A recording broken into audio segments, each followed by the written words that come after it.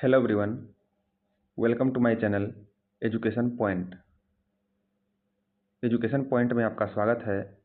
आज हम शशि शरण सर की एनसीईआरटी 360 डिग्री का हिस्ट्री का क्लास 8 देखने वाले हैं, जिसमें हम देखेंगे पेज नंबर 85 से 95 तक। इससे पहले हम टोटल 84 पेज नंबर तक सॉल्यूशन कर चुके हैं, जिसमें कि हमने क्लास 7 तक कंप्लीट किया है और क्लास 8 जो है आधा लगभग कंप्लीट हो चुका है। और आज हम क्लास 8 का जो है पार्ट 3 देखने वाले हैं। ये हमारा सीरीज जो है जितने भी एग्ज़ाम हैं गवर्नमेंट वाले, उन सभी एग्ज़ाम के लिए बहुत ही महत्वपूर्ण सिद्ध होगा। खास करके बिहार में जो एग्ज़ाम आयोजित होने वाले हैं बीपीएससी का, एईडीओ, टीआरई-4, बीएसएससी, इनके लिए तो ये रामबाण सिद्ध होगा।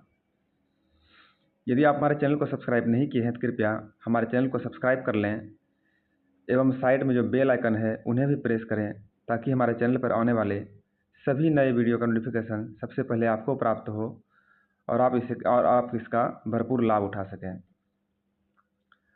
सभी एग्जाम में जो है इस पुस्तक से डायरेक्ट प्रश्न छपने वाले हैं। तो चलिए बिना देरी हुए स्टार्ट करते हैं। इस क्लास का हमारा पहला प्रश्न है,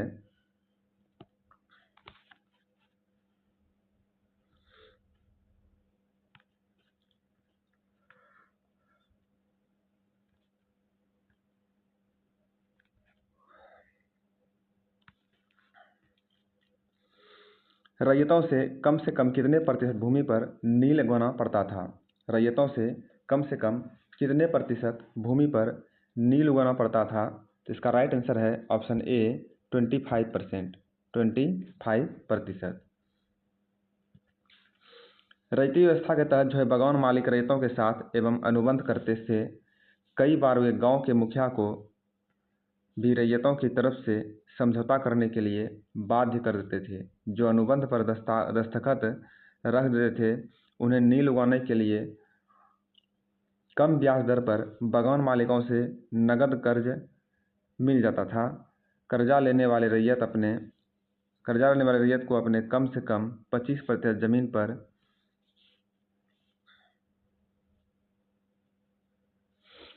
नील की खेती करनी होती थी। बगान मालिक जो है बीज और उपकरण मुहैया कराते थे, जबकि मिट्टी को तैयार करने, बीज बोने और फसल की देखभाल करने का जिम्मा काश्तकारों के ऊपर रहता था। अगला प्रश्न है, निम्न में से बंगाल के रैयतों का नील विद्रोह कब आरंभ हुआ था? निम्न में से बंगाल के रैयतों का नील विद्रोह जो है कब आरंभ हुआ था? ये आरंभ हुआ था मार्च 1859 ईस्वी में। मार्च 1859 ईस्वी में ये आरंभ हुआ था। इसका विश्लेषण देखते हैं तो नील विद्रोह और उसके बाद मार्च 1859 में बंगाल के हजारों रैयतों ने नील की खेती से इनकार कर दिया था। जैसे जैसे विद्रोह फैला, रैयतों ने बगान मालिकों को लगान चुकाने से भी इनकार कर दिया। वे जो है तलवार, भाले और तीर कमान लेकर नील की फैक्ट्रियों पर हमला करने लगे। औरतें अपने बर्तन लेकर लड़ाई में कूद पड़ी। बगान मालिकों के लिए जो है काम करने वालों का सामाजिक बहिष्कार कर दिया गया। बगान मालिकों की तरफ से लगान वसूली के लिए आने वाले गुमास्ता एजेंटों की पिटाई की गई और रैयतों ने कसम खा ली कि ना तो वो नील की खेती के लिए कर्जा लेंगे और ना ही बगान मालिकों को लठियालों और लाठीधारी गुंडों से डरेंगे। अगला प्रश्न है, निम्नलिखित में से नील विद्रोह के संदर्भ में जो है कौन सा कथन सही है? इसमें जो है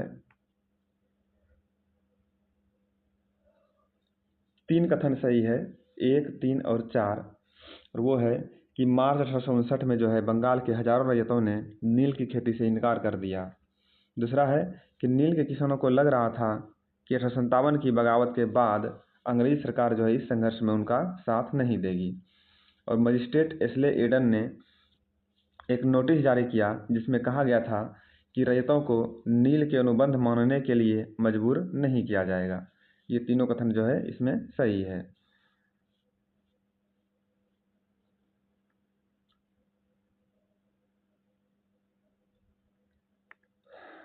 ऑप्शन सी इसका राइट आंसर था, कथन 1, 3 और 4। 2 नंबर गलत था, बाकी ये तीनों सही था। नील के किसानों को ये भी लग रहा था कि अंग्रेज सरकार भी संघर्ष में उनका साथ देगी।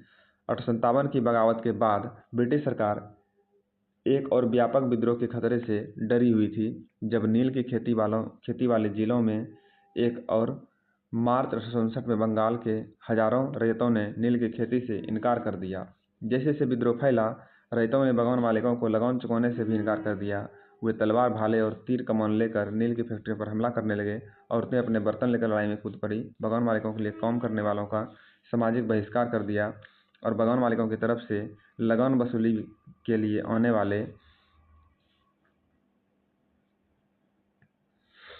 आने वाले गुमास्ता एजेंटों की पिटाई कर दी गई और रैयतों ने कसम खा ली कि न तो वो नील की खेती के लिए कर्जा लेंगे और न ही बगान मालिकों के लाठीधारी गुंडों से डरेंगे। नील के किसान जो है चुप बैठने को तैयार नहीं थे। क्यों? उन्हें बगावत की ताकत कहाँ से मिली? इसमें जो है कोई शक नहीं है कि नील की खेती अत्यंत दमनात्मक थी। लेकिन जो लोग दबे होते हैं वे हमेशा बगावत नहीं करते। ऐसा कभी कभी ही होता है। 1859 में जो है नील रैयतों को लगा कि बगान मालिकों के खिलाफ बगावत में उन्हें स्थानीय जमींदारों और मुखियाओं का भी समर्थन मिल सकता है। बरसात में मजिस्ट्रेट एशले ईडन ने एक नोटिस जारी किया कि जिसमें कहा गया था कि रैयतों को जो नील के अनुबंध मानने के लिए मजबूर नहीं किया जाएगा। 1859 में जो है नील विद्रोह के समय नील आयोग के अध्यक्ष कौन थे? 1859 में नील विद्रोह के समय नील आयोग के अध्यक्ष कौन थे? इसका राइट आंसर ऑप्शन ए, इसके अध्यक्ष थे एशले ईडन। एशले ईडन जो है 1859 के नील विद्रोह के समय नील आयोग के अध्यक्ष थे।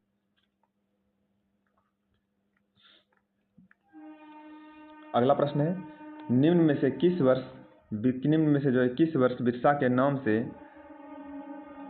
एक आदमी को झारखंड में छोटा नागपुर के जंगलों और गांवों में घूमते देखा गया? इसका राइट आंसर है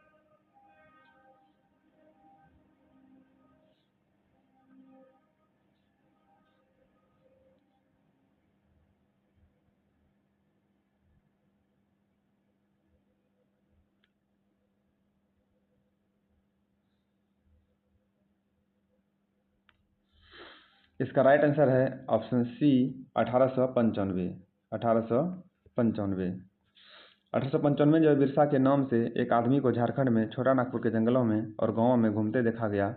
लोग कहते थे कि उसके पास चमत्कारी शक्तियां हैं, वह सारी बीमारियां दूर कर सकता है और अनाज की छोटी सी ढेर को कई गुना बढ़ा देता है। अगला प्रश्न है, निम्नलिखित में से बिरसा मुंडा के बारे में कौन सा कथन असत्य है? इसका राइट आंसर है ऑप्शन सी, केवल 4 नंबर कथन जो है असत्य है। बिरसा मुंडा के बारे में जो है केवल 4 नंबर कथन असत्य है, बाकी सब सही है। अंग्रेजों को शिक्षा आंदोलन के राजनीतिक उद्देश्यों से बहुत ज़्यादा परेशानी था, ये कथन जो है बिल्कुल असत्य है। और बाकी तीनों प्रश्न जो है सत्य है, कथन तीनों सत्य है। देखते हैं सत्य कथन। लोग कहते थे कि बिरसा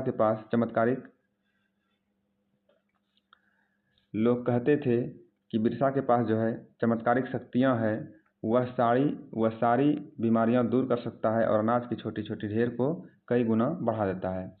बिरसा ने खुद ऐलान किया कि उसे भगवान ने लोगों को रक्षा करने और दिकुओं की गुलामी से आज़ाद करने के लिए भेजा है। बिरसा का आंदोलन आदिवासी समाज को सुधारने का आंदोलन था। ये तीनों कथन जो है बिल्कुल सत्य है, अब बाकी ये सब असत्य है। ये सही है, ये सही है, ये सही है और 4 नंबर गलत है।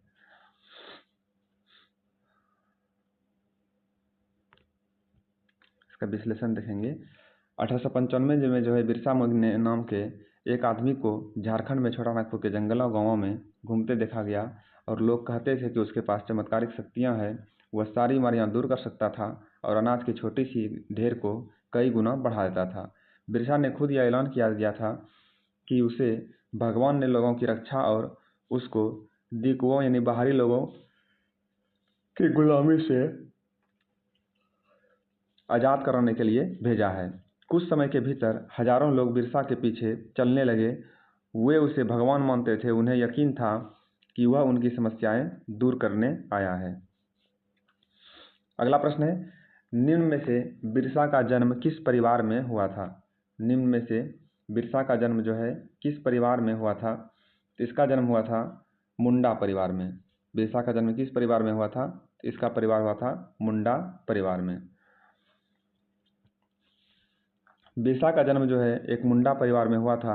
मुंडा एक जनजातीय समूह है जो छोटा नागपुर में रहता था। बिरसा के समर्थकों में इलाकों के दूसरे आदिवासी संथाल और उरांव भी शामिल थे। नेक्स्ट प्रश्न है, निम्न में से झूम खेती के अन्य किस नाम से जानते हैं?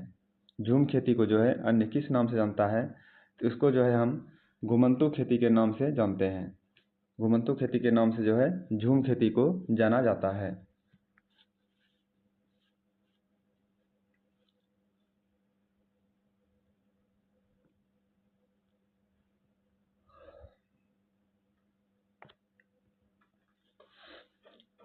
उसमें से कुछ समुदाय झूम खेती करते थे। झूम खेती जो है घुमंतू को कहा जाता है। झूम खेती घुमंतू खेती को कहा जाता है। इस तरह की खेती अधिकांशतः जंगलों में छोटे छोटे भखंडों पर की जाती थी। ये लोग जमीन तक धूप लाने के लिए पेड़ों के ऊपरी हिस्से को काट देते थे और जमीन पर उगी घास फूस जलाकर साफ कर देते थे। इसके बाद वे घास फूस के जलने पर पैदा हुई राख को खाली जमीन पर छिड़क देते थे।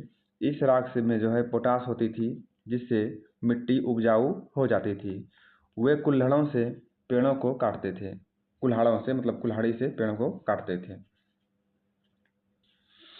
अगला प्रश्न है, निम्नलिखित में से जो है झूम खेती के संदर्भ में कथन पर विचार कीजिए और बताइए इसमें से कौन सा कथन जो है सत्य है। तो ऑप्शन सी इसका राइट आंसर है। कथन 1, 3 और 4 जो है सत्य है।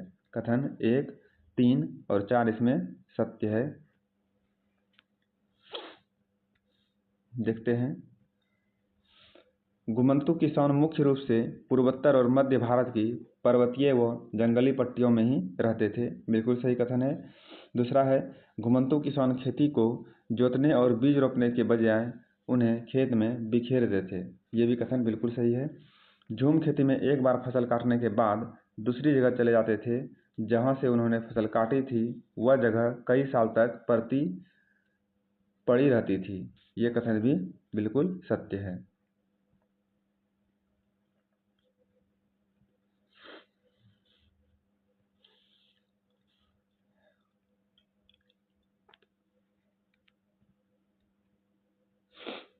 उसमें से कुछ समुदाय झूम खेती करते थे। झूम खेती जो है घुमंतू खेती को कहा जाता है।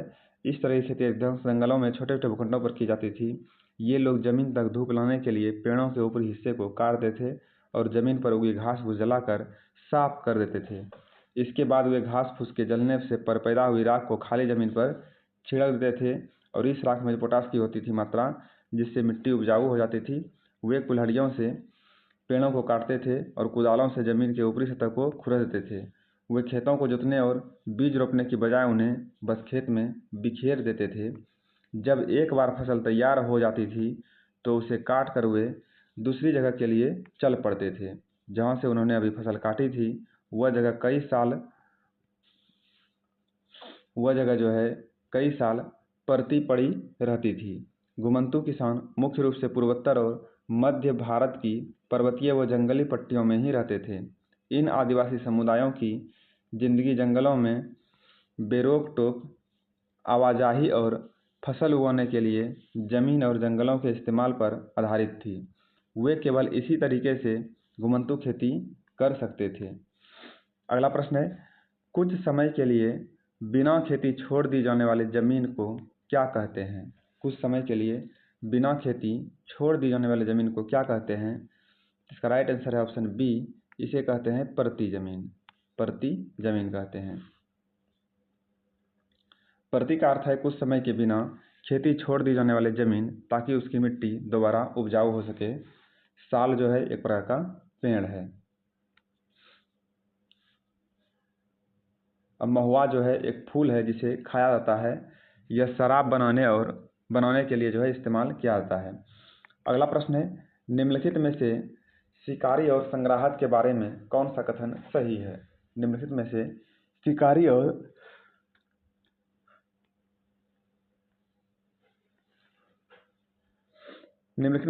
और संग्राहक के बारे में जो है कौन सा कथन सही है? इसका राइट आंसर है ऑप्शन डी। इनमें जो है कथन 1, 2 और 3 तीनों सही है। शिकारी और संग्राहक के बारे में जो है कथन 1, 2 और 3 तीनों सही है। बहुत सारे इलाकों में आदिवासी समूह पशुओं का शिकार करके और वन्य उत्पादों को इकट्ठा करके अपना जीविकापार्जन करते थे। इस समुदाय के लोग टोलियां बनाकर शिकार पर निकलते थे और जो हाथ लगता था उसे आपस में बांट लेते थे। ये लोग जो है जंगलों से मिले फल और जड़ें खाते थे। खाना पकाने के लिए वे साल और महुआ के तेल का उपयोग करते थे। ऑप्शन डी इसका राइट आंसर है, यानी इनमें से सभी कथन जो है बिल्कुल सत्य है।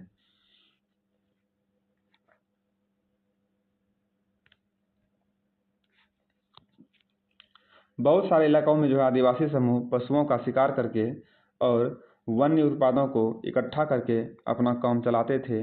वे जंगलों को अपनी जिंदगी के लिए बहुत जरूरी मानते थे। उड़ीसा के जंगलों में रहने वाला खोंड समुदाय इसी तरह का एक समुदाय था। इस समुदाय के लोग जो है टोलियां बनाकर शिकार पर निकलते थे और जो हाथ लगता था उसे आपस में बांट लेते थे। वे जंगलों से मिले फल और जड़ें खाते थे।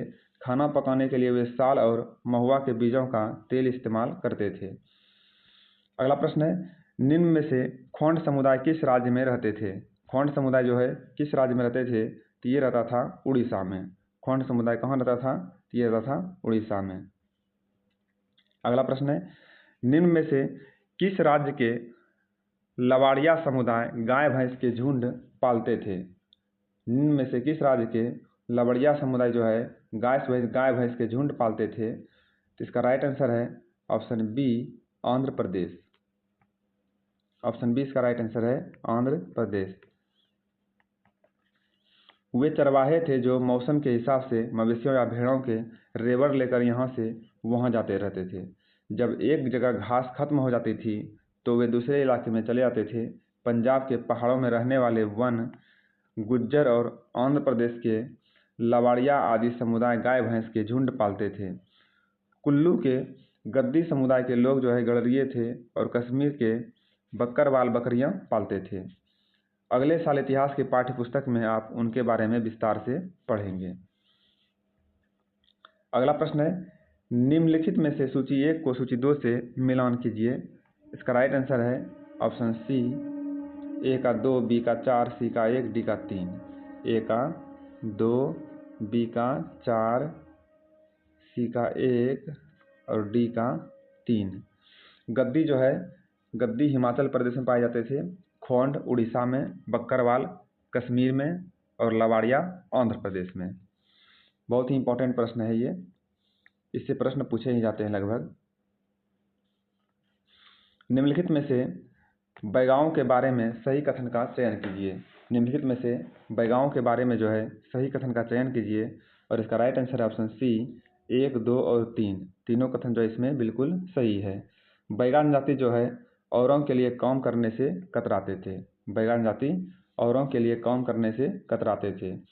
बैगा खुद को जंगल की संतान मानते थे जो केवल जंगल की ही उपज पर जिंदा रह सकती है। और तीसरा है, मजदूरी करना बैगाओं के लिए अपमान की बात थी। मजदूरी करना जो है बैगाओं के लिए अपमान की बात थी।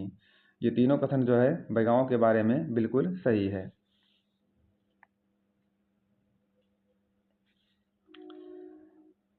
जैसे लेकिन उनमें बहुत सारे लोग समुदाय मध्य भारत के बैगा औरों के लिए काम करने से कतराते थे और बैगा खुद को जंगल की संतान मानते थे जो केवल जंगल की उपज ही जिंदा रह सकती है। मजदूरी करना बैगाओं के लिए अपमान की बात थी।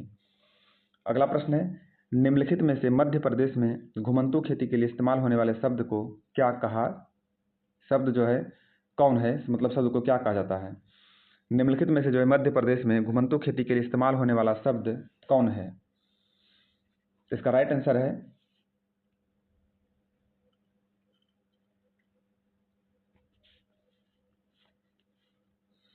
Option B. इसका राइट आंसर ऑप्शन बी, ये है बैवड। बैवड इसका नाम है। मध्य प्रदेश में जो है घुमंतू खेती के लिए इस्तेमाल होने वाले शब्द है बैवड।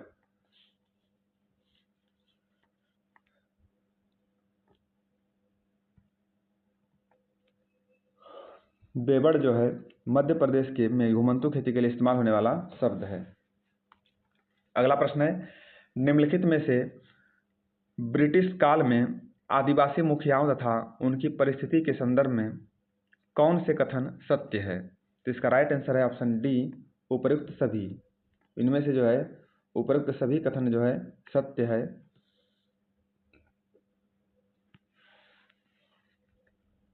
आदिवासी मुखियाओं का जमीन पर मालिकाना हक तो बना रहा, लेकिन उनकी शासकीय शक्ति छीन गई।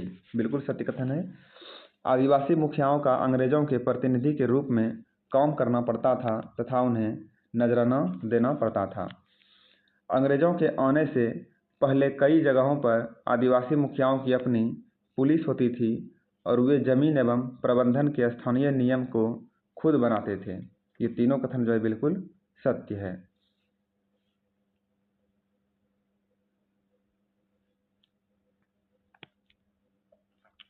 अंग्रेजों के आने से पहले बहुत सारे इलाकों में आदिवासियों के मुखियाओं का महत्वपूर्ण स्थान होता था। उनके पास जो है औरों से ज़्यादा आर्थिक ताकत होती थी और वे अपने इलाकों पर नियंत्रण रखते थे। कई जगह उनकी अपनी पुलिस होती थी और वे जमीन एवं वन प्रबंधन के स्थानीय नियम खुद बनाते थे। ब्रिटिश शासन के तहत आदिवासी मुखियाओं के कामकाज और अधिकार काफ़ी बदल गए थे। उन्हें जो है कई कई गांवों पर जमीन का मालिकाना तो मिल रहा, लेकिन उनकी शासकीय शक्तियां छीन गई और उन्हें ब्रिटिश अधिकारियों द्वारा बनाए गए नियमों को मानने के लिए बाध्य कर दिया गया। उन्हें जो है अंग्रेज़ों को नजराना देना पड़ता था और अंग्रेज़ों के प्रतिनिधि की हैसियत से अपने समूहों को अनुशासन में रखना होता था।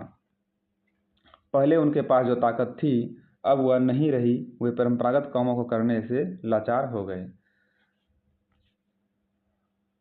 अगला प्रश्न है, निम्नलिखित में से जो है घुमंतू काश्तकारों के संदर्भ में कौन सा कथन सत्य है। इसका राइट आंसर है ऑप्शन बी। इसमें जो है केवल 1 और 2 नंबर कथन सत्य है। ऑप्शन बी इसका राइट आंसर है, केवल 1 और 2 नंबर कथन इसमें सत्य है। और वो है कि ऐसे समूह से अंग्रेजों को काफ़ी परेशानी होती थी जो यहाँ वहाँ भटकते रहते थे और एक जगह ठहर कर नहीं रहते थे। बिल्कुल सही कथन है। और दूसरा है, अंग्रेज चाहते थे कि आदिवासी के समूह एक जगह अस्थायी रूप से रहे और खेती करे, क्योंकि अस्थायी रूप से एक जगह रहने वाले किसानों को नियंत्रित करना आसान था। ये दोनों कथन जो है बिल्कुल सत्य है।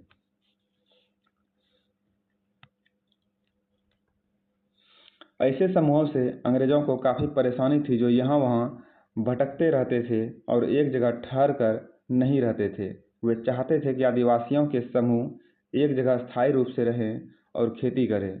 अस्थायी रूप से एक जगह रहने वाले किसानों को नियंत्रित करना आसान था। अंग्रेज जो है अपने शासन के लिए आमदनी का नियमित स्रोत भी चाहते थे।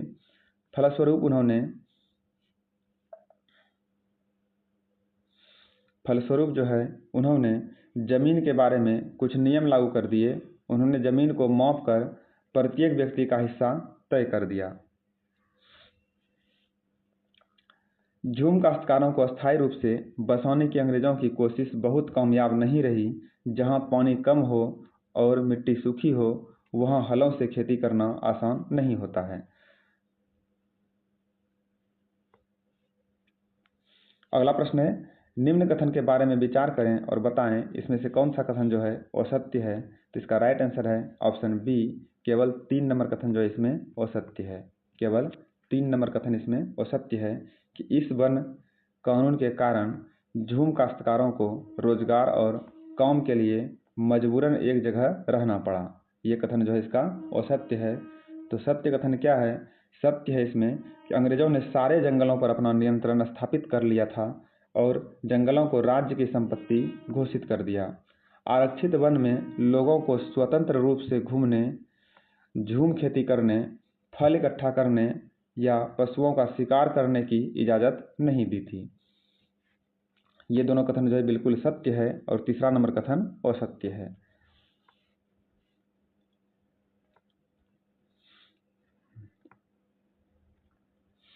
अंग्रेजों ने सारे जंगलों पर अपना नियंत्रण स्थापित कर लिया था और जंगलों को राज्य की संपत्ति घोषित कर दिया था। कुछ जंगलों को आरक्षित वन घोषित कर दिया गया। ये ऐसे जंगल थे जहां अंग्रेजों की ज़रूरतों के लिए इमारती लकड़ी पैदा होती थी। इन जंगलों में लोगों को स्वतंत्र रूप से घूमने, झूम खेती करने, फल इकट्ठा करने या पशुओं का शिकार करने की इजाज़त नहीं थी। ऐसी सूरत में झूम काश्तकार किस तरह जिंदा रह सकते थे, इसलिए उसमें से बहुत को काम और रोजगार की तलाश में मजबूरन दूसरे इलाके में जाना पड़ा। अगला प्रश्न है, निम्नलिखित में से असम में वन सत्याग्रह किसने किया था? निम्नलिखित में से असम में जो है वन सत्याग्रह किसने किया था? तो इसका राइट आंसर है ऑप्शन ए, ये किया था सोंग्रम संगमा ने। सोंग्रम संगमा ने जो है असम में वन सत्याग्रह शुरू किया था। बहुत सारे आदिवासी समूहों ने औपनिवेशिक वन कानूनों का विरोध किया। उन्होंने जो है नए नियम को पालन करने से इनकार कर दिया और उन्हीं तौर तरीकों से जो चलते रहे जिन्हें सरकार गैर कानूनी घोषित कर चुकी है। कई बार उन्होंने खुलेआम बगावत भी कर दी। 1906 में जो है सोंग्रम संगमा द्वारा असम में और 1930 के दशक में मध्य प्रांत में हुआ वन सत्याग्रह इसी तरह के विद्रोह थे। अगला प्रश्न है, निम्नलिखित में से जनजातियों के व्यापार की समस्या पर चर्चा करें और बताएं इसमें कौन सा कथन जो है सही है। इसका राइट आंसर है ऑप्शन ए। ऑप्शन ए इसका राइट आंसर है। इनमें जो है कथन 1 और 2, कथन जो है 1, 2 और 3 तीनों सही है और बाकी 4 नंबर कथन असत्य है। 18वीं सदी में जो है भारत में रेशम की यूरोपीय बाजारों में भारी मांग थी। ये बिल्कुल सही कथन है। दूसरा है, रेशम के व्यापारी अपने एजेंटों को भेजकर आदिवासी को कर्जे देते और कृमि कोषों को इकट्ठा कर लेते हैं। ये भी सही है। और तीसरा कथन है, जनजातियों को 1000 कृमि कोषों के 3 से 4 रुपये मिलते और इसके बदले उन्हें 5 गुना कीमत पर बेचा जाता था। ये तीनों कथन जो है बिल्कुल सत्य है।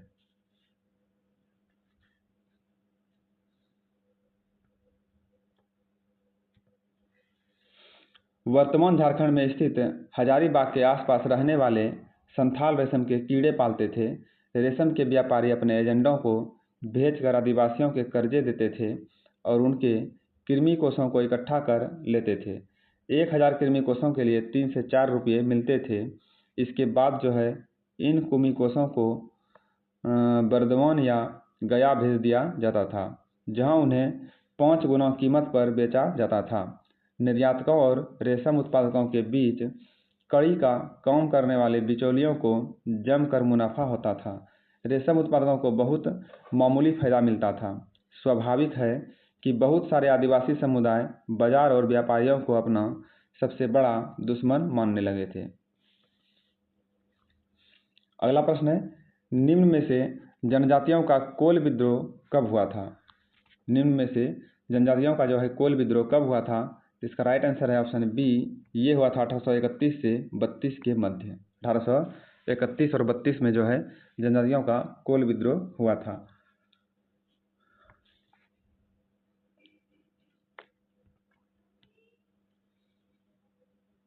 19वीं और 20वीं शताब्दियों के दौरान देश के विभिन्न भागों में जनजातीय समूहों ने जो है बदलते कानूनों, अपने व्यवहार पर लगी पाबंदियों, नए करों और व्यापारियों व महाजनों द्वारा किए जा रहे शोषण के खिलाफ कई बार बगावत की। 1831-32 में कोल आदिवासियों ने जो है और 1855 में संथालों ने बगावत कर दी थी। मध्य भारत में बस्तर विद्रोह 1910 में हुआ और 1940 में जो है महाराष्ट्र में बरली विद्रोह हुआ। बिरसा जिस आंदोलन का नेतृत्व कर रहे थे वे भी इसी तरह का विद्रोह था। अगला प्रश्न है, निम्न में से मध्य भारत में बस्तर विद्रोह कब हुआ था? निम्न में से मध्य भारत में जो है बस्तर विद्रोह कब हुआ था? तो इसका राइट आंसर है ऑप्शन सी, ये हुआ था 1910 ईस्वी में। 1910 ईस्वी में जो है मध्य भारत में बस्तर विद्रोह आरंभ हुआ था।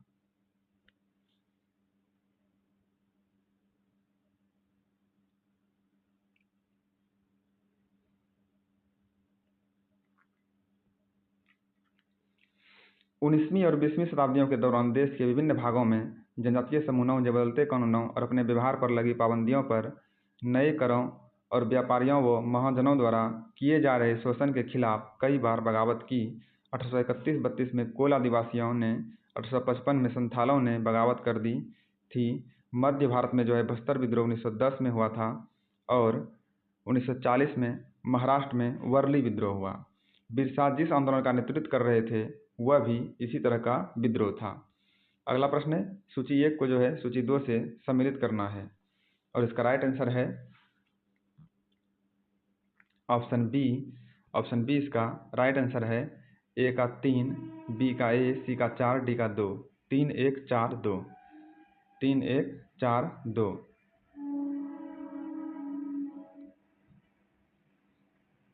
3 1 4 और 2।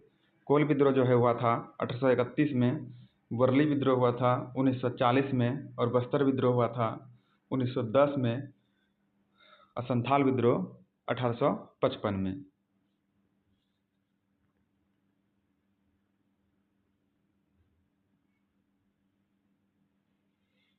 ये तो वही प्रश्न का विश्लेषण है, 2 बार मैं पढ़ चुका हूँ।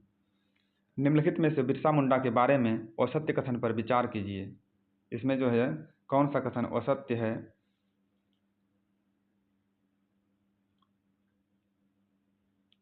ऑप्शन सी इसका राइट आंसर है। सी नंबर कथन जो इसका असत्य है। अंग्रेजों को बिरसा आंदोलन के राजनीतिक उद्देश्यों में से कोई परेशानी नहीं थी। ये कथन जो है बिल्कुल असत्य है, उन्हें जो है परेशानी थी। तो इसमें सत्य कथन कौन सा है? सत्य कथन ये तीनों है। बिरसा ने जो है अपने समर्थकों के दिकुओं से उत्पीड़न के लिए, आज़ाद करने के लिए आंदोलन किया था। दिकुओं का अर्थ होता है बाहरी लोग। बाहरी लोगों के उत्पीड़न से जो है आज़ाद करने के लिए आंदोलन किया था। बिरसा का आंदोलन आदिवासी समाज को सुधारने का आंदोलन था। इसी क्रम में जो है उसने ईसाई मिशनरियों और हिंदू जमींदारों दोनों का विरोध किया। सफ़ेद झंडा जो है बिरसा का राज प्रतीक था। सफ़ेद झंडा बिरसा का राज प्रतीक था।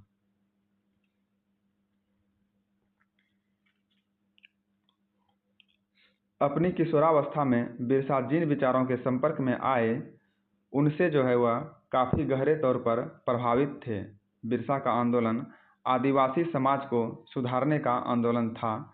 उन्होंने जो है मुंडाओं से आह्वान किया कि वे शराब पीना छोड़ दें, गांवों को साफ रखें और डायन व जादू टोने में विश्वास न करें। यहाँ ध्यान देने वाली बात यह है कि बिरसा ने मिशनरियों और हिंद जमींदारों का भी लगातार विरोध किया। वह उन्हें बाहर का मानते थे जो मुंडा जीवन शैली को नष्ट कर रहे थे। अंग्रेज़ों को जो है बिरसा आंदोलन का राजनीतिक उद्देश्यों से बहुत ज़्यादा परेशानी थी। यह आंदोलन मिशनरियों, महाजनों, हिंदू भूस्वामियों और सरकार को बाहर निकालकर बिरसा के नेतृत्व में मुंडा राज स्थापित करना चाहता था।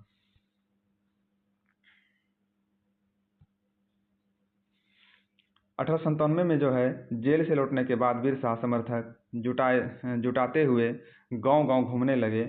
उन्होंने लोगों को उकसाने के लिए परंपरागत प्रतीकों और भाषा का इस्तेमाल किया। वे आह्वान कर रहे थे कि उसके नेतृत्व में साम्राज्य की स्थापना के लिए रावणों यानी दीकू और यूरोपियों को तबाह कर दें। बिरसा के अनुयायी दीकू और यूरोपीय सत्ता के प्रतीकों को निशाना बनाने लगे। उन्होंने थाने और चर्चों पर हमले किए और महाजनों व जमींदारों की संपत्तियों पर धावा बोल दिया। सफ़ेद झंडा जो है बिरसा राज का प्रतीक था। अगला प्रश्न है, 18वीं सदी में क्या हुआ था? 18वीं सदी में जो है क्या हुआ था? तो इसका राइट आंसर है ऑप्शन डी, इनमें से सभी। 18वीं सदी में इनमें से सारे चीज़ हुए थे। वो है कि राजाओं और नवाबों की ताकत छिनने लगी थी 18वीं सदी में, उनकी सत्ता और सम्मान खत्म होने लगा था, और तीसरा है कि भारतीय शासकों की स्वतंत्रता कम होने लगी थी।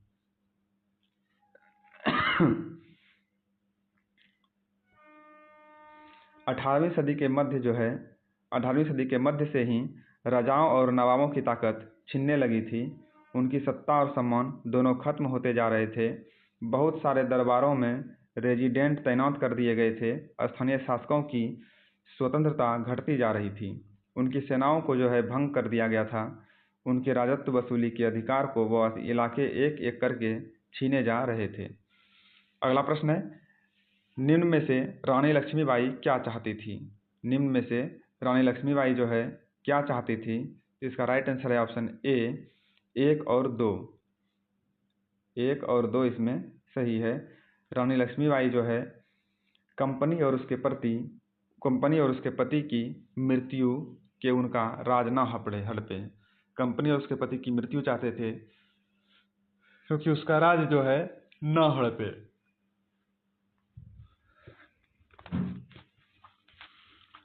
दूसरा है, कंपनी उसके गोद के लिए बच्चे को राजा माने। कंपनी उनके गोद के लिए बच्चे को राजा माने। ये दोनों कथन बिल्कुल सही है।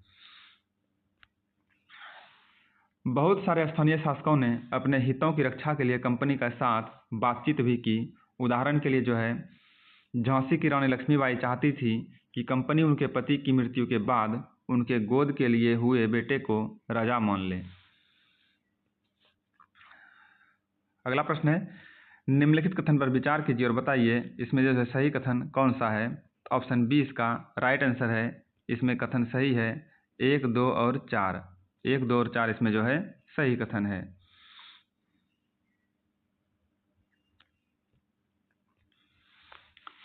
अठारहवीं सदी के मध्य से ही राजाओं और नवाबों सत्ता, सम्मान और उनकी ताकतें छीनने लगी थी।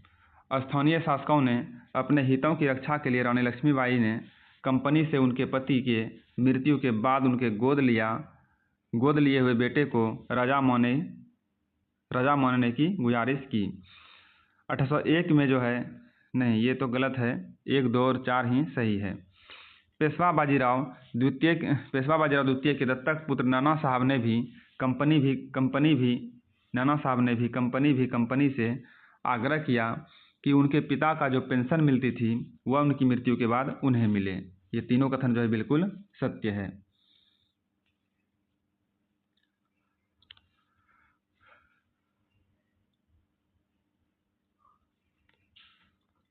पेशवा बाजीराव द्वितीय के दत्तक पुत्र नाना साहब ने भी कंपनी से आग्रह किया कि उनके पिता को जो पेंशन मिलती थी वह मृत्यु के बाद उन्हें मिलने लगे। अपनी श्रेष्ठता और सैनिक ताकत के नशे में चूर कंपनी ने इन निवेदनों को ठुकरा दिया।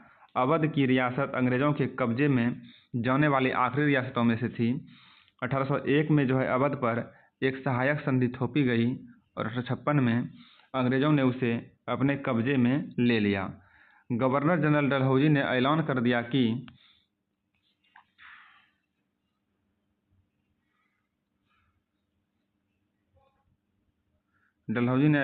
कि उनके रियासत का शासन ठीक से नहीं चलाया जा रहा है, इसलिए शासन को दुरुस्त करने के लिए ब्रिटिश प्रभुत्व जरूरी है। 18वीं सदी के मध्य से ही राजाओं और नवाबों की ताकत छिनने लगी थी, उनकी सत्ता और सम्मान दोनों खत्म होते जा रहे थे। बहुत सारे दरबारों में रेजिडेंट तैनात कर दिए गए थे। स्थानीय शासकों की स्वतंत्रता घटती जा रही थी, उनकी सेनाओं को भंग कर दिया गया था। उनके राजस्व वसूली के अधिकार व इलाके एक एक करके छीनने जा रहे थे। बहुत सारे स्थानीय शासकों ने अपने हितों की रक्षा के लिए कंपनी के साथ बातचीत भी की।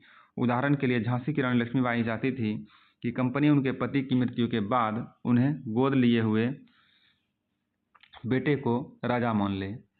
अगला प्रश्न है, कंपनी ने किस चीज़ से मुगल बादशाह का नाम हटा दिया था? कंपनी ने मुगल बादशाह का नाम किससे हटा दिया था? तो ये हटाया था सिक्कों से। कंपनी ने सिक्कों से मुगल बादशाह का नाम हटा दिया था।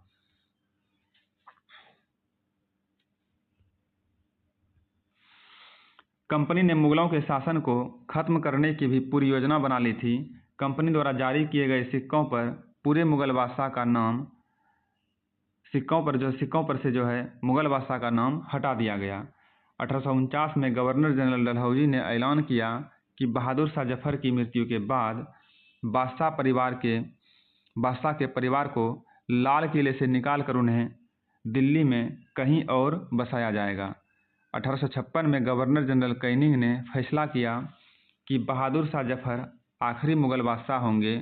उनकी मृत्यु के बाद उनके किसी भी वंशज को बादशाह नहीं माना जाएगा, उन्हें केवल राजकुमारों के रूप में मान्यता दी जाएगी। अगला प्रश्न है 1849 ईस्वी में गवर्नर लॉर्ड डलहौजी ने क्या ऐलान किया था। 1849 ईस्वी में जो है गवर्नर लॉर्ड डलहौजी ने क्या ऐलान किया था।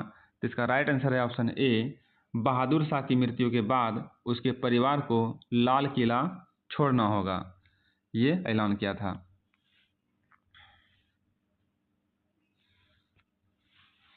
कंपनी ने मुगलों के शासन को खत्म करने की भी पूरी योजना बना ली थी। कंपनी द्वारा जारी किए गए सिक्कों पर से मुगल बादशाह का नाम हटा दिया गया। 1849 में जो है गवर्नर जनरल डलहौजी ने ऐलान किया कि बहादुर शाह जफर की मृत्यु के बाद बादशाह के परिवार को लाल किले से निकाल कर उसे दिल्ली में कहीं और बसाया जाएगा। 1856 में गवर्नर जनरल कैनिंग ने फैसला किया कि बहादुर शाह जफर आखिरी मुगल बादशाह होंगे। उनकी मृत्यु के बाद उनके किसी भी वंशज को बादशाह नहीं माना जाएगा, उन्हें केवल राजकुमारों के रूप में मान्यता दी जाएगी। अगला प्रश्न है, निम्नलिखित कथनों पर विचार कीजिए और बताइए इनमें से जो है कौन सा कथन सत्य है। ऑप्शन बी इसका राइट आंसर है। इसमें जो है कथन 1, 2 और 4 बिल्कुल सत्य है। कथन 1, 2 और 4 जो है इसमें सत्य है। तो पहला कथन है कि कंपनी के नियम जो है कानून के कारण किसान और जमींदार भारी भरकम लगान और कर वसूली के सख्त तौर तरीके से काफ़ी परेशान थे, बिल्कुल सत्य कथन है।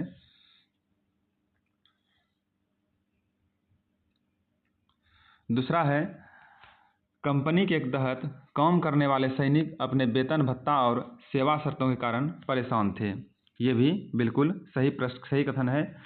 और तीसरा कथन है कि 1856 में जो है ईरान में नया कानून बनाया जिसमें साफ कहा गया था कि अगर कोई व्यक्ति कंपनी की सेना में नौकरी करेगा तो ज़रूरत पड़ने पर उसे समुद्र पार भी जाना पड़ेगा। ये तीनों कथन जो है बिल्कुल सत्य है और ऑप्शन 3 नंबर जो है कथन गलत है।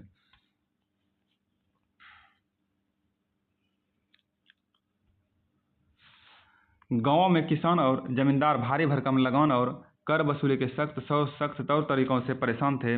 बहुत सारे लोग जो है महाजनों से लिया गया कर्जा नहीं लौटा पा रहे थे। इसके कारण उनकी पीढ़ियां पुरानी ज़मीनें हाथ से निकलती जा रही थी। कंपनी के तहत काम करने वाले भारतीय सिपाहियों के असंतोष की अपनी वजह थी। वे अपने वेतन भत्तों और सेवा शर्तों के कारण परेशान थे। कई नए नियम उसकी धार्मिक भावनाओं और आस्थाओं को ठेस पहुंचाते थे। क्या आप जानते हैं कि उस जमाने में बहुत सारे लोग जो है समुद्र पार नहीं जाना चाहते थे। उन्हें लगता था कि समुद्र यात्रा से उनका धर्म और जनजाति भ्रष्ट हो जाएंगे।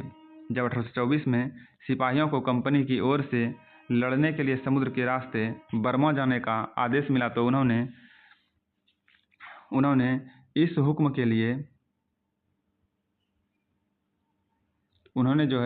इस हुक्म को मानने से इनकार कर दिया। उन्हें जमीन के रास्ते से जाने में एतराज़ नहीं था। सरकार का हुक्म न मानने के कारण उन्हें सख्त सज़ा दी गई।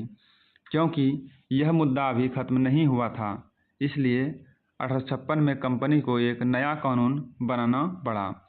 इस कानून में साफ कहा गया था कि अगर कोई व्यक्ति कंपनी की सेना में नौकरी करेगा तो ज़रूरत पड़ने पर उसे समुद्र पार भी जाना पड़ सकता है। अगला प्रश्न है, निम्नलिखित में से जो है अंग्रेजों ने क्या सुधार किया था।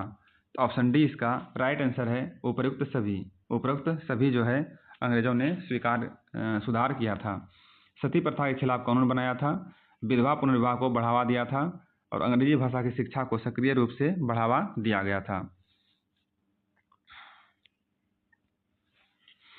अंग्रेजों को लगता था कि भारतीय समाज को सुधारना जरूरी है। सती प्रथा को रोकने और विधवा विवाह को बढ़ावा देने के लिए कानून बनाए गए। अंग्रेजी भाषा की शिक्षा को जमकर प्रोत्साहन दिया गया। 1830 के बाद कंपनी ने ईसाई मिशनरियों को खुलकर काम करने और यहाँ तक कि जमीन व संपत्ति जुटाने की भी छूट दे दी थी। 1850 में एक नया कानून बनाया गया जिससे ईसाई धर्म को अपनाना और आसान हो गया। इस कानून में प्रावधान किया गया था कि अगर कोई भारतीय व्यक्ति ईसाई धर्म अपनाता है तो वह भी पुरखों की संपत्ति व उनका अधिकार पहले जैसा ही रहेगा। बहुत सारे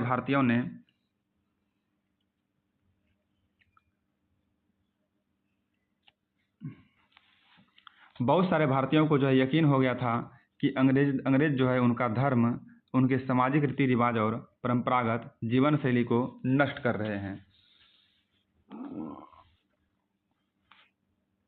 ईसाई धर्म के लिए कब कानून बनाया गया था? ईसाई धर्म के लिए कानून कब बनाया गया था? ये बनाया गया था 1850 ईस्वी में। 1850 ईस्वी में बनाया गया था।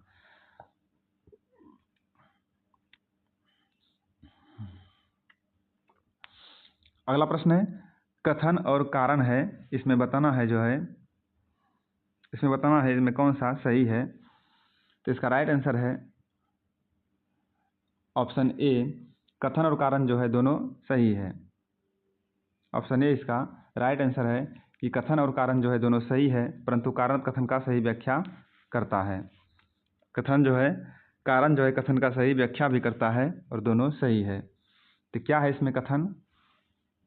कथन है कि अगर कोई भारतीय व्यक्ति ईसाई धर्म को अपनाता है तो भी पुरखों की संपत्ति पर उसका अधिकार पहले जैसा ही रहेगा। और कारण है कि बहुत सारे भारतीयों को यकीन हो गया कि अंग्रेज उनका धर्म, उनके सामाजिक रीति रिवाज और परंपरागत जीवन शैली को नष्ट कर रहे हैं। ये दोनों बिल्कुल सही है और कारण कथन का सही व्याख्या भी करता है।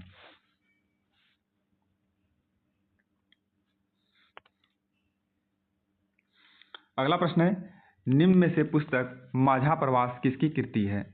निम्न में से एक पुस्तक है जो माझा प्रवास, वो किसकी कृति है? ये कृति है विष्णु भट्ट गुडसे की। विष्णु भटूट गोडसे की ये पुस्तक है। यह महाराष्ट्र के एक गांव में रहने वाले ब्राह्मण विष्णु भटूट गोडसे द्वारा लिखित पुस्तक माझा प्रवास के कुछ अंश दिए गए हैं। विष्णु भटूट और उनके चाचा मथुरा में आयोजित किए जा रहे एक यज्ञ में भाग लेने के लिए निकले थे। विष्णु भट्ट लिखते हैं कि रास्ते में उनकी मुलाकात कुछ सिपाहियों से हुई जिन्होंने उन्हें सलाह दी कि वे वापस लौट जाएं क्योंकि 3 दिन के भीतर चारों तरफ कोहराम मच जाएगा। सिपाहियों ने जो कहा वह इस प्रकार था। 19वीं शताब्दी के दौरान किस ईस्वी का विद्रोह उपनिवेशकवाद का सबसे बड़ा सशस्त्र विद्रोह था? इसका राइट आंसर है ऑप्शन सी, ये था 1857 का विद्रोह। 1857 का विद्रोह था।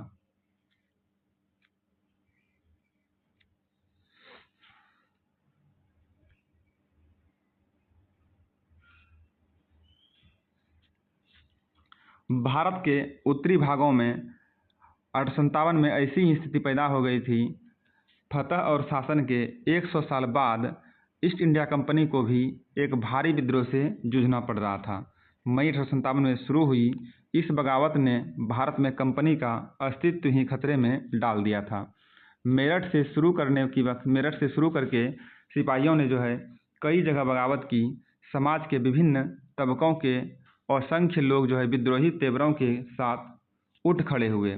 कुछ लोग मानते हैं कि 19वीं सदी में उपनिवेशकवाद के खिलाफ दुनिया भर में यह सबसे बड़ा सशस्त्र संघर्ष था।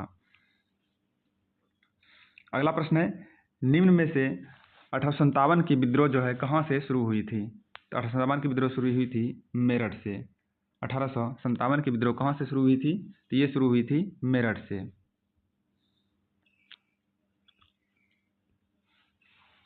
भारत के उत्तरी भाग में 1857 में ऐसी ही स्थिति पैदा हो गई थी।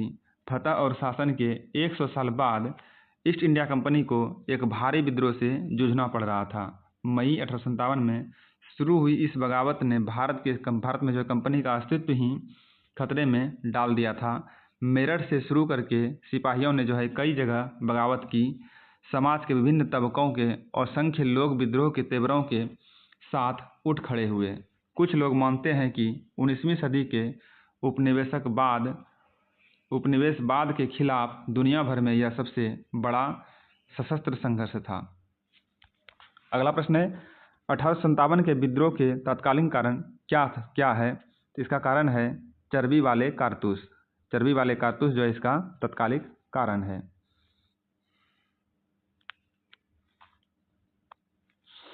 8 अप्रैल 1857 को युवा सिपाही मंगल पांडे को बैरकपुर में अपने अफसरों पर हमला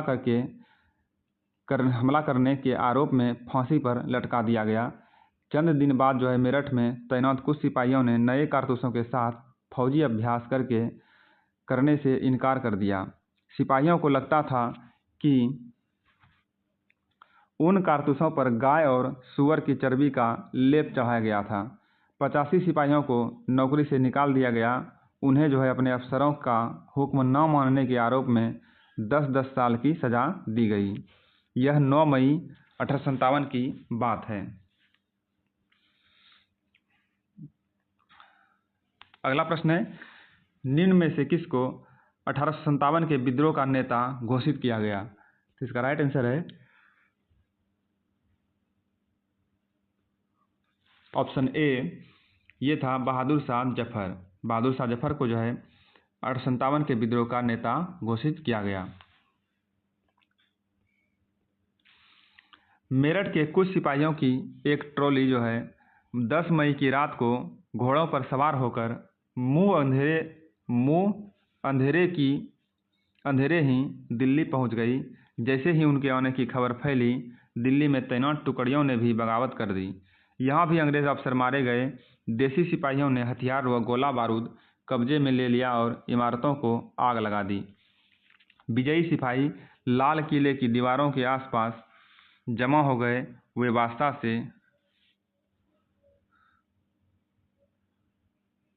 से जो है मिलना चाहते थे। बादशाह अंग्रेजों की भारी ताकत से दो हाथ करने को तैयार नहीं थे, लेकिन सिपाही भी अड़े रहे। आखिरकार वे जबरन महल में घुस गए और उन्होंने बहादुर शाह जफर को अपना नेता घोषित कर दिया। 1857 की क्रांति की युवा सिपाही मंगल पांडे को कब फांसी दी गई? 1857 की क्रांति की युवा सिपाही मंगल पांडे को जो है कब फांसी दी गई? तो इसका राइट आंसर है ऑप्शन सी, इन्हें फांसी दी गई थी 8 अप्रैल को। 8 अप्रैल को। अगला प्रश्न है निम्नलिखित में से 1857 की क्रांति के संदर्भ में कौन से कथन असत्य हैं? तो इसका राइट आंसर है ऑप्शन डी, इनमें केवल 3 नंबर कथन जो है असत्य है। केवल 3 नंबर कथन इसमें जो है असत्य है, और वो कथन है कि अफवाहों और भविष्यवाणी ने इसके प्रकोप और प्रसार में कोई भूमिका नहीं निभाई। ये कथन जो बिल्कुल असत्य है।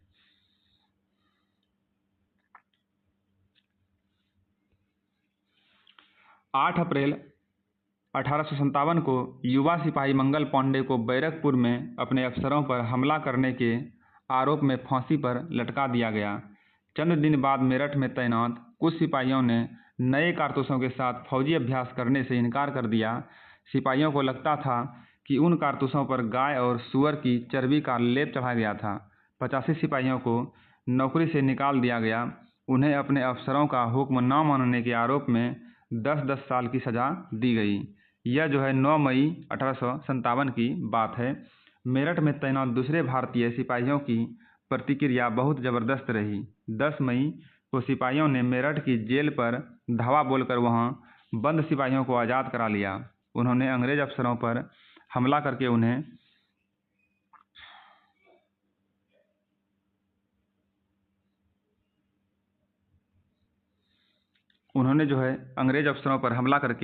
उन्हें मार गिराया। उन्होंने बंदूक और हथियार कब्जे में ले लिए और अंग्रेज़ों की इमारतों और संपत्तियों को आग के हवाले कर दिया। उन्होंने फिरंगियों के खिलाफ युद्ध का ऐलान कर दिया। सिपाही जो है पूरे देश में अंग्रेज़ों के शासन को ख़त्म करने पर आमादा थे, लेकिन सवाल यह था कि अंग्रेज़ों को जाने के बाद देश का शासन कौन चलाएगा। सिपाहियों ने इसका भी जवाब ढूंढ लिया था। वे मुग़ल सम्राट बहादुर शाह जफ़र को देश का शासन सौंपना चाहते थे। अगला प्रश्न है, निम्नलिखित में से 1857 की क्रांति सैनिक विद्रोह से जन विद्रोह बनने के संदर्भ में कौन सा कथन सत्य है। इसका राइट आंसर है ऑप्शन डी, उपयुक्त सभी कथन जो है इसमें सत्य है। ऑप्शन डी इसका राइट आंसर है, उपयुक्त सभी जो है इसमें सही है। अंग्रेजों को लगता था कि कारतूसों के मुद्दे पैदा उथल पुथल कुछ समय में शांत हो जाएगा, लेकिन बहादुर शाह जफर के समर्थक के बाद रातों रात जन विद्रोह में बदल गई। दूसरा है, जब दिल्ली से अंग्रेजों के पैर उखड़ गए तो लगभग एक हफ्ते के बाद एक हर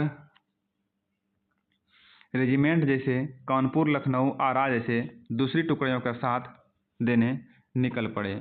और तीसरा है कि मेरठ के कुछ सिपाही की एक टोली 10 मई की रात को घोड़ों पर सवार होकर मुंह अंधेरे ही दिल्ली पहुंची तो दिल्ली में तैनात टुकड़ियों ने भी बगावत कर दी। ये तीनों कथन जो है बिल्कुल सत्य है।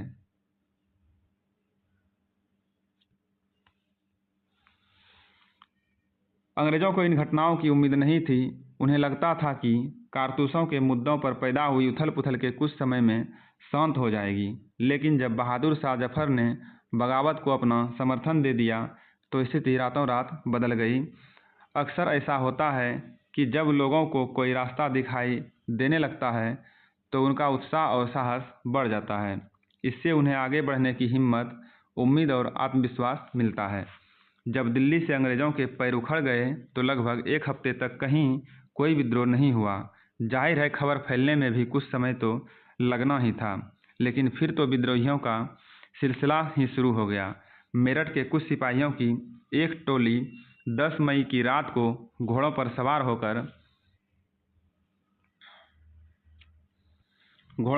होकर मुंह अंधेरे ही दिल्ली पहुंच गई। जैसे ही उनके आने की खबर फैली, दिल्ली में तैनात टुकड़ियों ने भी बगावत कर दी। यहाँ भी अंग्रेज अफसर मारे गए। देसी सिपाहियों ने हथियार व गोला बारूद कब्जे में ले लिया और इमारतों को आग लगा दी। विजयी सिपाही लाल किले की दीवारों के आसपास जमा हो गए। वे बादशाह से मिलना चाहते थे। बादशाह अंग्रेजों की भारी ताकत से दो हाथ हो गए। निम्नलिखित में से पेशवा के दत्तक पुत्र कौन थे। प्रश्न है, निम्नलिखित में से पेशवा के दत्तक पुत्र कौन थे। इसका राइट आंसर है ऑप्शन ए, ये था नाना साहब। नाना साहब जो है पेशवा के दत्तक पुत्र थे। स्वर्गीय पेशवा बाजीराव के दत्तक पुत्र नाना साहब कानपुर के पास रहते थे। उन्होंने सेना इकट्ठा की और ब्रिटिश सैनिकों को शहर से खदेड़ दिया। उन्होंने जो है खुद को पेशवा घोषित कर दिया। उन्होंने ऐलान किया कि वह बादशाह बहादुर शाह जफर के तहत गवर्नर हैं। लखनऊ की गद्दी से हटा दिए गए नवाब वाजिद अली शाह के बेटे बिरजिस कद्र को नया नवाब घोषित कर दिया गया। 1857 की क्रांति के समय पेशवा बाजीराव के दत्तक पुत्र नाना साहब ने ब्रिटिश सैनिकों को किस शहर से खदेड़ दिया। तो इसका राइट आंसर है ऑप्शन सी, इन्हें जो है कानपुर से खदेड़ा गया था। कानपुर से खदेड़ दिया गया था।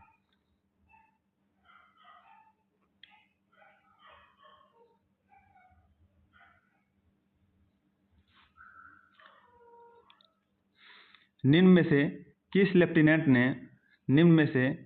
लेफ्टिनेंट ने 6 अप्रैल 1857 को अपने कमांडर इन चीफ को टेलीग्राम भेजा जिसमें उसने अंग्रेजों के भय को व्यक्त किया।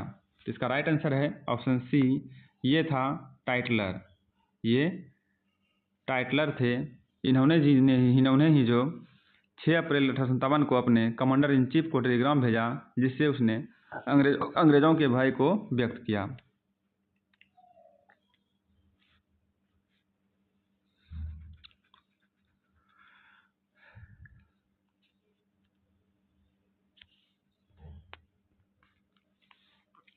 बहुत सारे मोर्चों पर उनकी ज़बरदस्त हार हुई। इससे लोगों को यकीन हो गया कि अब अंग्रेज़ों का शासन खत्म हो चुका है। अब लोगों को विद्रोह में कूद पड़ने का गहरा आत्मविश्वास जो है मिल गया था। खास तौर से अवध के इलाके में चौतरफा बगावत की स्थिति थी। 6 अगस्त 1857 को लेफ्टिनेंट कर्नल टाइटलर ने अपने कमांडर इन चीफ को टेलीग्राम भेजा, जिसमें उसने अंग्रेज़ों के भय को व्यक्त किया था। हमारे लोग विरोधियों की संख्या और लगातार लड़ाई से थक गए हैं। एक एक गांव हमारे खिलाफ हैं। जमींदार भी जो है हमारे खिलाफ खड़े हो रहे हैं।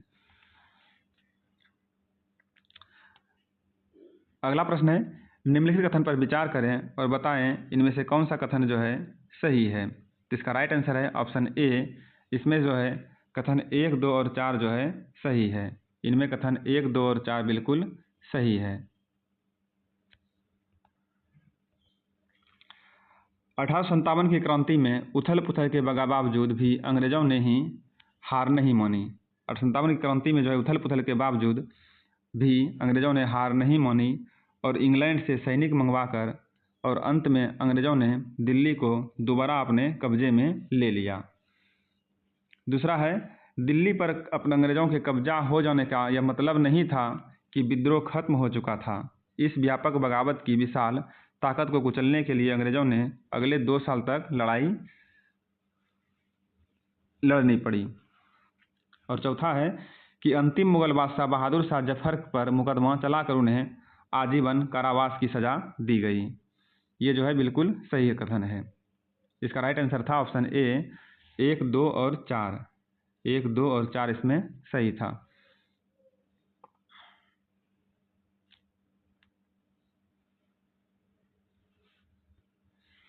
इस उथल पुथल के बावजूद अंग्रेजों ने हिम्मत नहीं छोड़ी।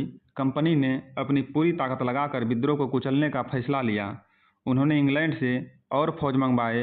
विद्रोहियों को जो जल्दी सजा देने के लिए नए कानून बनाए और विद्रोह के मुख्य केंद्रों पर धावा बोल दिया। सितंबर 1857 में दिल्ली जो है दोबारा अंग्रेजों के कब्जे में आ गई। अंतिम मुगल बादशाह बहादुर शाह जफर पर मुकदमा चलाया गया और उन्हें आजीवन कारावास की सजा दी गई। उनके बेटों को उनकी आंखों के सामने गोली मार दी गई। बहादुर शाह और उसकी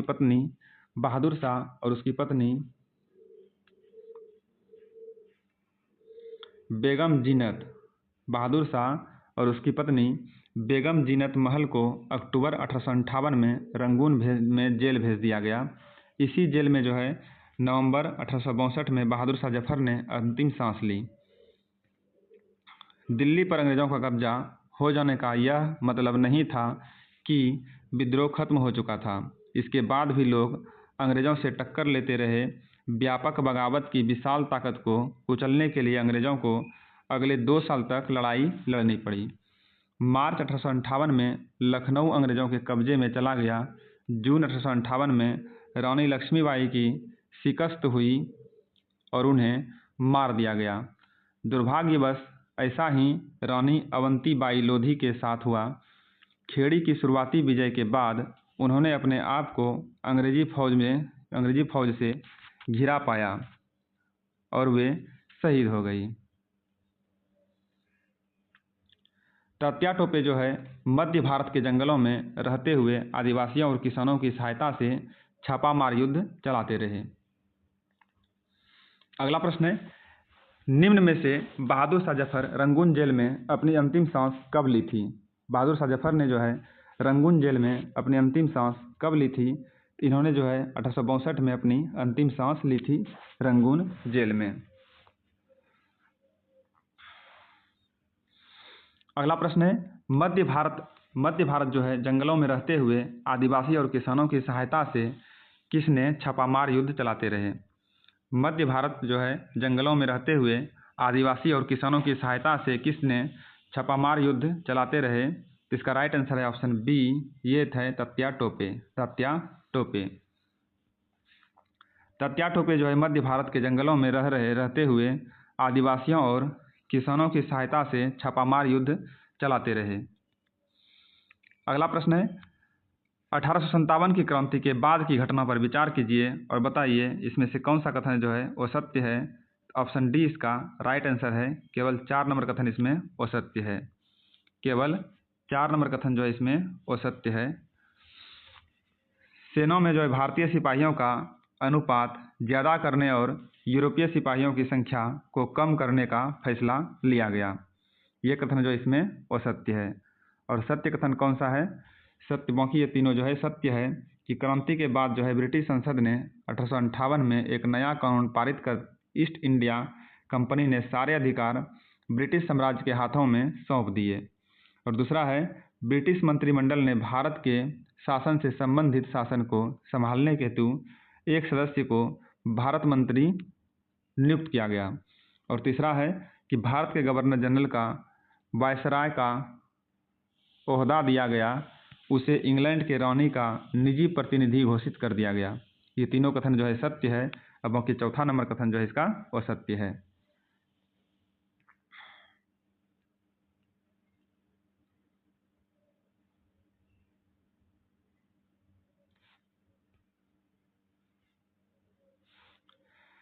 ब्रिटिश संसद ने 1858 में एक नया कानून पारित किया और ईस्ट इंडिया कंपनी के बारे में के सारे अधिकार ब्रिटिश साम्राज्य के हाथ में सौंप दिए ताकि भारतीय मामलों को ज़्यादा बेहतर ढंग से संभाला जा सके। ब्रिटिश मंत्रिमंडल के एक सदस्य को भारत मंत्री के रूप में नियुक्त किया गया, उसे भारत के शासन से संबंधित मामलों को संभालने का जिम्मा सौंपा गया, उसे जो है सलाह देने के लिए एक परिषद का गठन किया गया जिसे इंडिया काउंसिल कहा जाता है। भारत के गवर्नर जनरल को वायसराय का ओहदा दिया गया। इस प्रकार उसे इंग्लैंड के राजा रानी का निजी प्रतिनिधि घोषित किया गया। फलस्वरूप अंग्रेज सरकार ने जो है भारत के शासन की जिम्मेदारी सीधे अपने हाथों में ले ली। सेना में भारतीय सिपाहियों का अनुपात कम करने और यूरोपीय सिपाहियों की संख्या बढ़ाने का फैसला लिया गया। यह भी तय किया गया कि अवध, बिहार, मध्य भारत और दक्षिण भारत से सिपाहियों को भर्ती करने की बजाय अब गोरखा, सिखों और पठानों में से ज़्यादा सिपाही भर्ती किए जाएंगे। अगला प्रश्न है, निम्नलिखित में से खुर्दा संग्राम कब घटित हुई थी? निम्नलिखित में से खुर्दा संग्राम जो है कब घटित हुई थी? ये घटित हुई थी 1817 ईस्वी में। 1817 ईस्वी में जो है खुर्दा संग्राम घटित हुई थी।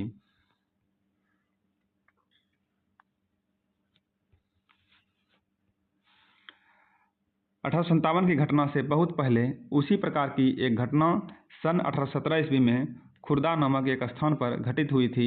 हमारे लिए जो है उस घटना का अध्ययन करना और इस बात पर विचार करना भी शिक्षाप्रद होगा कि कैसे अंग्रेज़ों की औपनिवेशिक नीतियों के खिलाफ 19वीं सदी की शुरुआत से ही देश के विभिन्न हिस्सों में असंतोष निर्मित होने लगा था।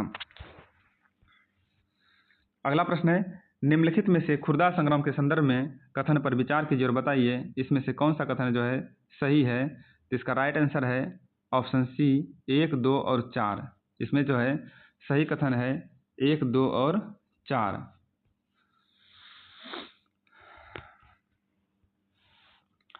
खुर्दा जो उड़ीसा के दक्षिण पूर्वी भाग में स्थित एक छोटा सा राज्य था, बिल्कुल सही है। खुर्दा को अपने अधीन करने के तुरंत बाद अंग्रेज़ों ने राजस्व निवृत्ति जमीन पर कर लगाने की नीति अपनाई, बिल्कुल सही कथन है। और चौथा है, जब पाइकों ने अंग्रेज़ों के सामने आत्मसमर्पण किया, इसके उपरांत अंग्रेज़ों ने खुर्दा के लोगों के प्रति अपनी ओर से दयालु, अनुग्रहित कर और सहनशीलता की नीति अपनाई।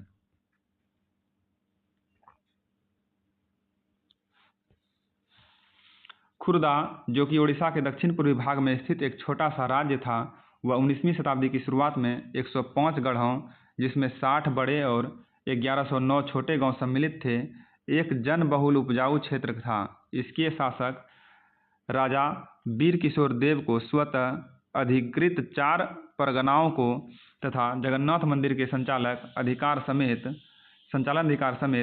14 गढ़जातों के प्रशासनिक उत्तरदायित्व को पूर्व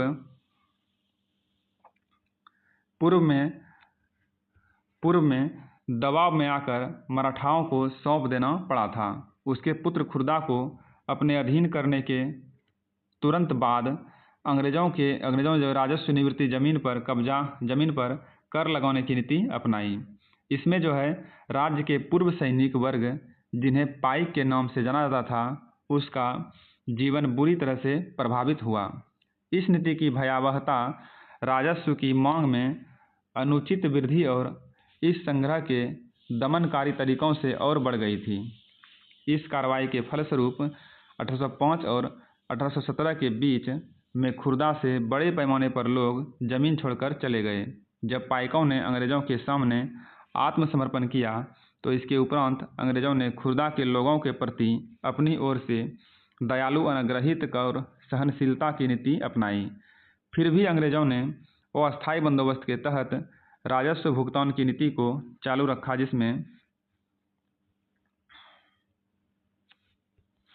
जिसमें जमीन की उपजाऊ क्षमता तथा रैयतों की भुगतान की क्षमता की अनदेखी करते हुए हर वर्ष राजस्व की मांगों में वृद्धि की गई। यहाँ तक कि प्राकृतिक आपदाओं के समय में भी कोई उदारता नहीं दिखाई गई, जबकि ओडिशा में ऐसी आपदाएं अक्सर आती रहती थी। बकायेदारों की जमीन को षड्यंत्रकारी राजस्व अधिकारियों या फिर बंगाल के सट्टेबाजों को बेच दिया गया। अगला प्रश्न है, निम्नलिखित में से 19वीं सदी में ब्रिटिश शासक क्या चाहते थे? तो इसका राइट आंसर है ऑप्शन डी, ए और सी। ए और सी इसका राइट आंसर है। वो चाहते थे कि भारतीय के रीति रिवाज और मूल्य ममताओं को बदलना, और दूसरा है देसी समाज को सभ्य बनाना, ये वो चाहते थे। अगला प्रश्न है, निम्न में से किस भाषाविद को ईस्ट इंडिया कंपनी द्वारा स्थापित सुप्रीम कोर्ट के जूनियर जज के पद पर तैनात किया गया था? तो इसका राइट आंसर है ऑप्शन ए, ये था विलियम जोन्स। William Jones. सन 1783 में विलियम जोन्स नाम के एक सज्जन कलकत्ता आए। उन्हें ईस्ट इंडिया कंपनी द्वारा स्थापित किए गए सुप्रीम कोर्ट में जूनियर जज के पद पर तैनात किया गया था। कानून का माहिर होने के साथ साथ जोन्स जो है एक भाषाविद भी थे।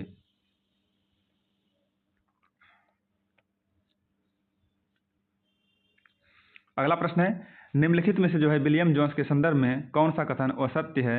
इसका राइट आंसर है ऑप्शन सी, उन्हें फ्रेंच और संस्कृत को छोड़कर सारी भाषाओं का ज्ञान था। ये कथन जो है बिल्कुल असत्य है। तो सत्य कथन क्या है? सत्य है इसमें कि जोन्स जो है कानून का माहिर होने के साथ साथ भाषाविद भी थे। 1783 में वह कलकत्ता आए थे, सुप्रीम कोर्ट में जूनियर जज के रूप में कार्यरत थे। ये तीनों कथन जो है बिल्कुल सत्य है। ऐसा व्यक्ति जो कई भाषाओं का जानकार और विद्यार्थी होता है उसे क्या कहा जाता है? उसे कहा जाता है भाषाविद। उसे भाषाविद कहा जाता है। निम्नलिखित में से कथनों पर विचार कीजिए और बताइए इसमें जो है सही कथन कौन सा है? इसमें उपयुक्त सभी कथन जो है सही है। ऑप्शन डी इसका राइट आंसर है। उपयुक्त सभी कथन इसमें सही है। हेनरी टॉमस कोलबुर्क और नैथेनियल हॉलवेड भी भारतीय भाषा सीखकर संस्कृत और फारसी का अंग्रेजी अनुवाद कर रहे थे। उन अधिकारियों का मानना था कि भारतीय सभ्यता को समझने के लिए यहाँ के पवित्र और कानूनी ग्रंथों का अध्ययन करना बहुत जरूरी था। कंपनी के कुछ अधिकारियों ने दलील दी कि अंग्रेज़ों को पश्चिमी ज्ञान की बजाय भारतीय ज्ञान को ही प्रोत्साहित देना चाहिए। और चौथा है, प्राचीन भारतीय ग्रंथों के अध्ययन को प्रोत्साहित करने और संस्कृत व फारसी साहित्य का काव्य पढ़ने के लिए संस्थाओं की स्थापना की जाए। ये चारों कथन जो है बिल्कुल सत्य है।